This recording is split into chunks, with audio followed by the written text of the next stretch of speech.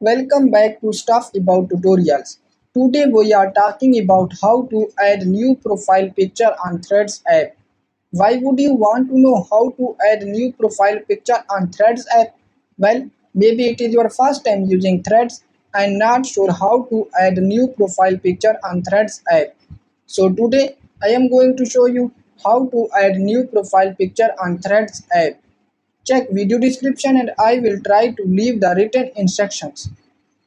Adding new profile picture on Thread app is quite simple and easy to do, and the process is same for Android and iOS devices.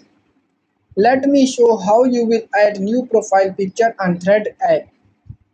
First of all, open Thread app in your device, and now here is my Thread home screen. And then first click on your profile icon in the right bottom corner, and now in this screen click on edit profile, and then click on your profile picture. And now click on new profile picture.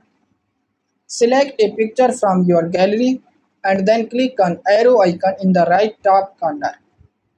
Now again click on it and then click on done, and your new profile picture on Thread has been updated. So there you go. If you were wondering how to add new profile picture on Thread app, that is the easiest way I know. If you know another way, please leave a comment below. Be sure to subscribe for more videos.